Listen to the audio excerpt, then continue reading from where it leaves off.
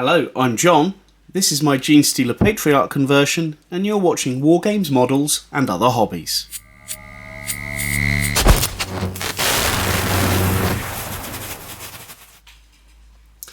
Hello, and welcome to this update video. I've been doing a few little different bits and pieces on my Genestealer Patriarch conversion, and before I do any further sculpting or anything like that to this piece, I want to show you the things that I've been doing. So in no particular order, let's first have a look at the staff that I've created. I'm just going to move to one side, there we go. So the staff itself is made out of some styrene rod, which I then wrapped fine styrene around as a handle and glued it in place. A small plastic cylinder as a cap for the base, but then the head of it uses some Genestealer hybrid skulls, as well as the top of the Genestealer Magus's staff, with a little Genestealer holding up a jewel or a gem, whatever it is.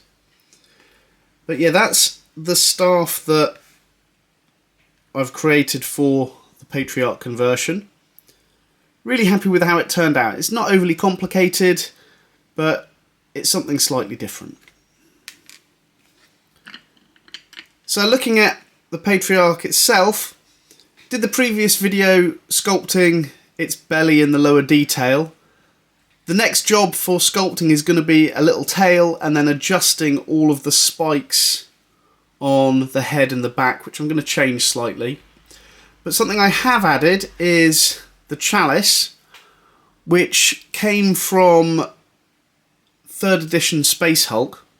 I thought it was quite a nice kind of nod to the past of this Genestealer, that it's got a relic from a Space Hulk that it once inhabited.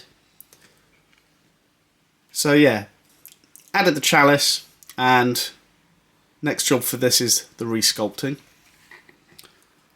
What I've also done is created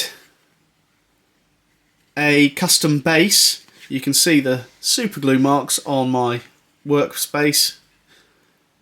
But yeah, the way I did this, I glued some terrain sections together and then cut them out. I've done a short on how I did that, if you want to go and check that out.